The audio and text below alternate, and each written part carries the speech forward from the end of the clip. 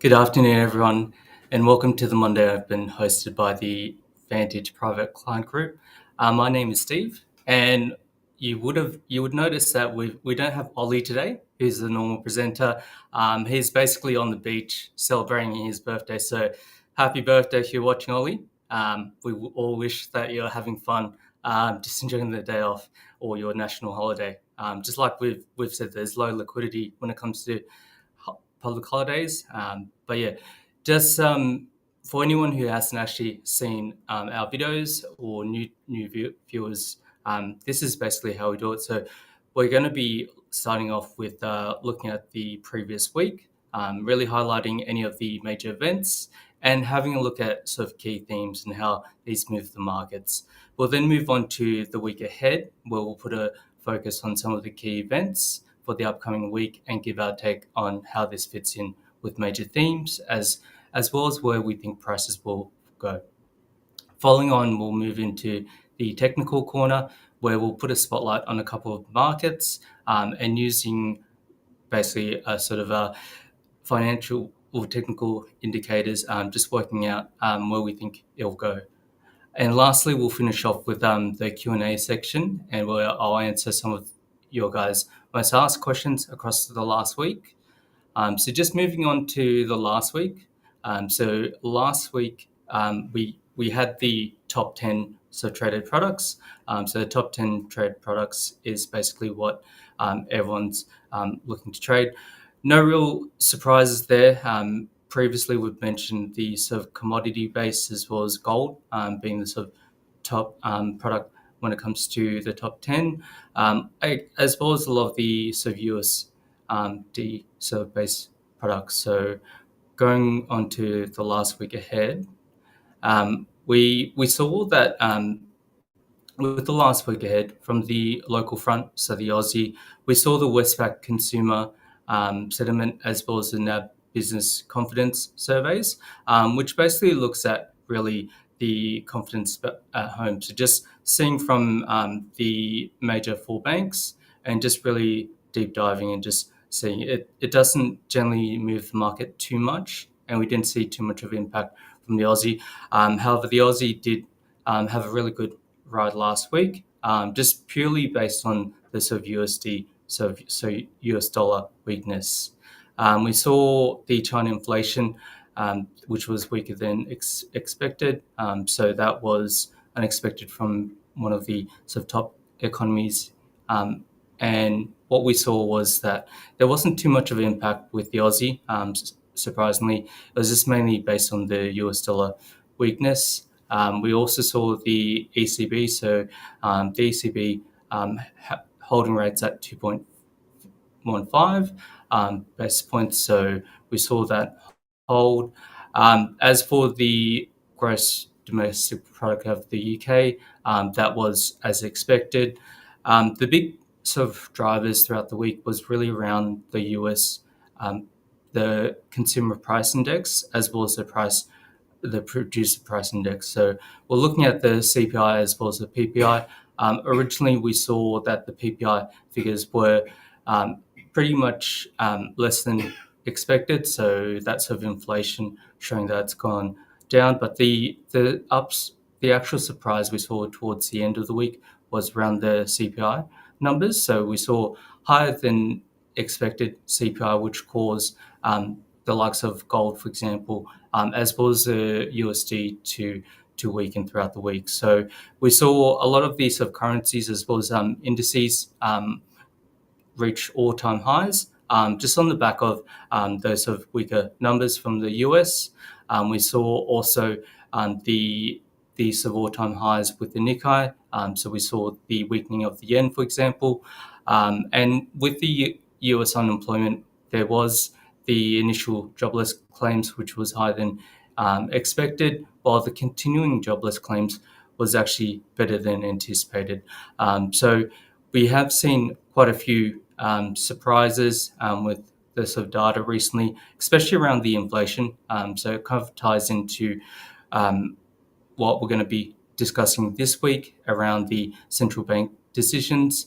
We also saw the Oracle gain 36% with a daily gain. So for a brief time, Larry Ellison was actually the richest man, beating Elon Musk.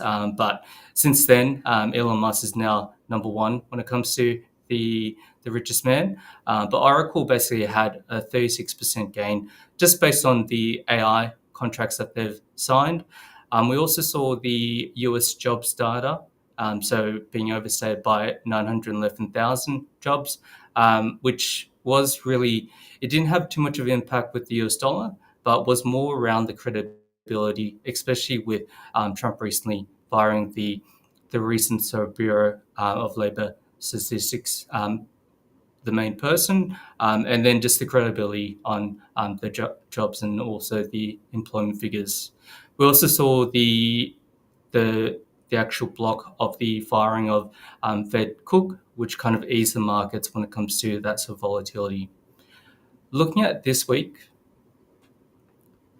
we actually have a bank holiday. So the Japanese bank holiday, sorry, not bank holiday, respect for the age day today. So that means that there's a little less liquidity today. That's probably why we've seen some of the markets that we usually see like have higher volatility towards the beginning of the week. It's been really ranging from what we've seen. So for the likes of the Aussie gold, for example, a lot of these markets have been really ranging around, just really waiting for a lot of these central banks. So with the central banks this week, it's really going to be the main sort of catalyst for a lot of the volatility that we're going to see ahead. So we've got basically the Bank of Canada, which is expected to be it's going to be a cut expected, so from 2.75 to 2.5. We've also got the US Fed, which is going to be also a cut 4.25, while the Bank of England and Bank of Japan are expected to be holding rates.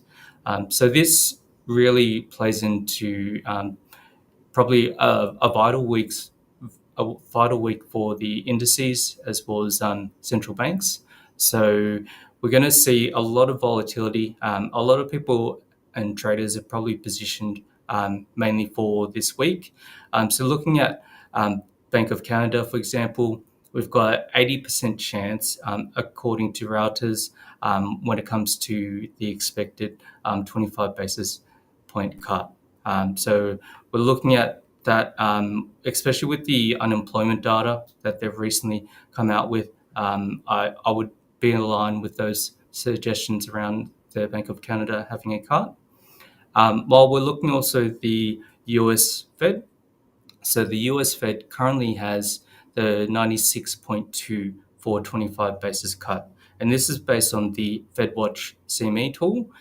This tool basically refreshes every day, and it's estimated that by the end of this year, we're going to have about three 25 basis point cuts. So 75 basis points. So pretty much this next meeting is expected, as well as two other of the remaining meetings.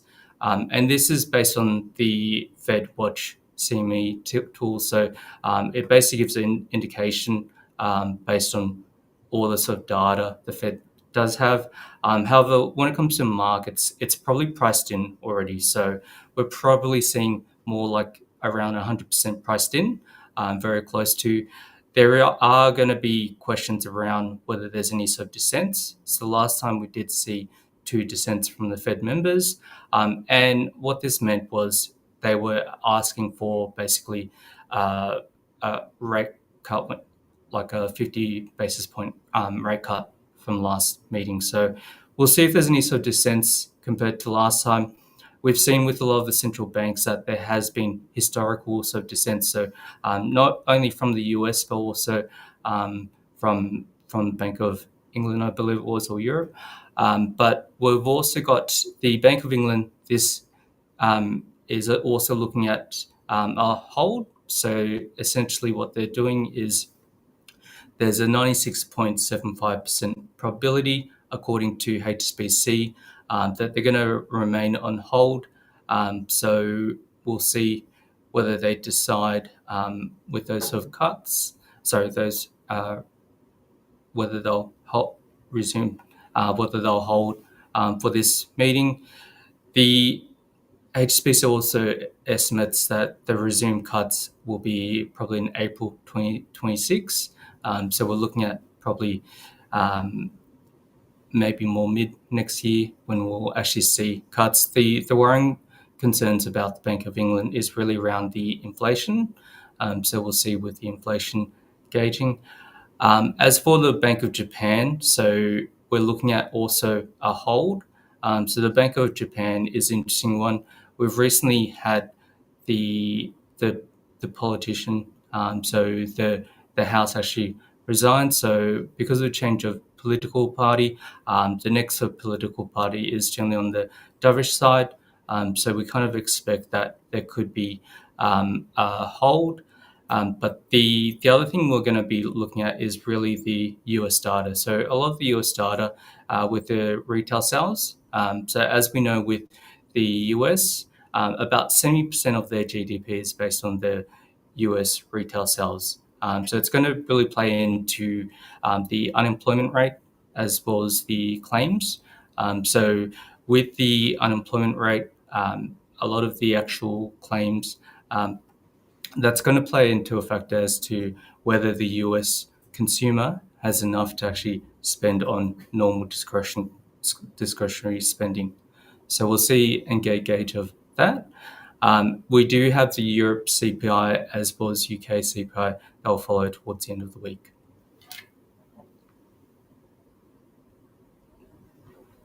And just going on to from this week, we're just going to look at the technical corner. So on screen, you'll see that we've got the Australian dollar or Aussie.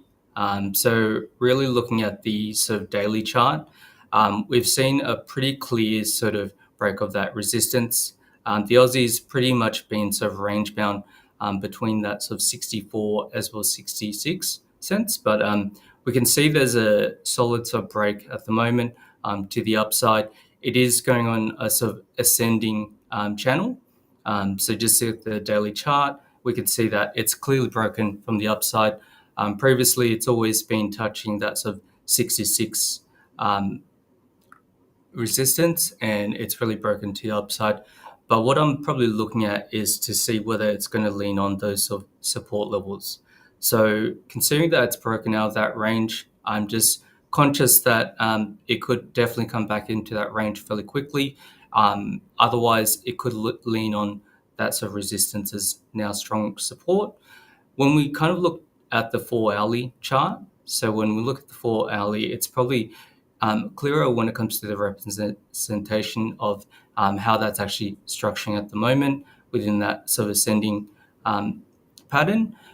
And what we can see is those sort of strong support levels. So those sort of levels, we could probably see that there could be liquidity grabs. So what a liquidity grab is some anomaly like that sort of green line that we've seen. So outside of the sort of trend line, we can see those sort of grabs. So for example, with the FMOC, when the rate decision does come out, we could see potentially it tests that resistance now turns strong support around that sort of 66 cents barrier. If, for example, we do see a sort of bullish run, so I'm looking at probably more of buying the dips, especially within that sort of psychological barrier, as well as strong support. And if, for example, we see a break of that sort of upper resistance, which is probably around that sort of 67, we could definitely see it quickly climbing to that sort of 68 barrier. So we'll hold on. It's one of those things that I probably wouldn't want to be range bound at the moment. So within that middle part, so I would rather wait for dips. If, for example, it does hit that sort of 67, we could probably look at a sell as well. So we could look at a short-term sell with a very tight stop loss. Going to the next pair. So one of the most sort of traded products is really gold or XAU USD. So looking at the sort of daily range, where we're really seeing a sort of a very bullish sort of pattern emerge. We're also seeing a sort of when we go into a little bit further, especially the 4-hourly chart, we can probably see it being a bit clearer that there's a new sort of range that's formed. So it's broken out of that range, and now it's really forming into another sort of range. So really looking at this sort of range to see if there's any sort of continuation of the actual upward trend, or otherwise some consolidation or like a pullback. For me personally, I'm looking at that sort of higher range to see if there's any positions to short. So really looking at that sort of resistance around that 3660 point with a tight sort of stop loss, especially since it's really going against the trend. So I'm expecting maybe like a pullback just before maybe a resumption. Otherwise, if it does, for example, pull back, I'm really looking at the previous sort of support to see whether that's going to bounce off. So probably that 3,520 range. Otherwise, if that does break, I'm more sort of bearish. But it is really interesting to see, especially with the easing cycle. So we'll touch on why gold's actually on a sort of bullish trend at the moment. But yeah, that's probably where I'm looking at. Is I'm really looking at from a gold perspective, because it's gone up so high so quickly. Just really want to have that sort of tight risk management to ensure that we if we're going against the actual trend, which we are, then we're being very protective with all of our risk management. Now going on to the questions, so the most commonly answered questions. So first question is, what is a G10 currency? So the G10 currency is basically the top 10 major world currencies that are most liquid throughout the Forex market. So on a daily basis, we look at probably about 7.5 trillion is actually traded daily when it comes to the Forex market. We're really looking at those sort of main top 10 G10 currencies. And what we've previously spoken about is that the sort of weakest end has been, for example, the loonie, so the Canadian dollar, while the second has been the Aussie. So it's good to see that sort of second worst G10 currency of this year really performing. And obviously locally at home, love to see the Aussie, and it's probably one of those favorite pairs of myself. Looking at the second question, why is gold rising so quickly? So with gold, we're looking at the signs of the US easing with the interest rate cuts being priced in. So generally, when we see the interest rates on hold or otherwise a interest rate cut, we're looking at gold will probably be heading more like upways. So we'll see more of a bullish when the actual interest rates are being eased, while gold typically typically goes down when it comes to when interest rates are going higher. UBS has actually raised their target for gold to 3,800 USD by the end of 2025. Like I said, with the technicals, I do believe there needs to be a pullback if we do see that sort of range. Obviously, the catalyst for that is around uncertainty. So uncertainty around everything that's happening from the US front, so around the unemployment as well as the inflation, so global trade, Trump, for example. So we'll see whether that's going to play a part. There's also the geopolitical sort of landscape, so around the wars, so for example, the Russia-Ukraine. But we'll see a lot more when it comes to the sort of volatility this week, I believe. So just with all of the central banks and just really around the statements, we'll probably see a lot of people positioning for either more US dollar weakness or even sort of a pullback before resuming. So it is one of those pivotal times that we'll probably see a lot of market movements throughout this week. So that ends with the questions we have for today. In order to get more information from Vantage, you're welcome to reach out to us in the VIP trading room, where we've got the dedicated relationship managers like myself, as well as Ollie, as well as technicals and sort of indicators by our Everest Fortune group. We do have the weekly technical video every Monday within the Monday Open, as well as our private client daily update. So if you want to be added onto that list, feel free to reach out to us. And yeah, that's it from me. But yeah, as I depart, happy birthday, Ollie, and hopefully you're watching this. Thanks.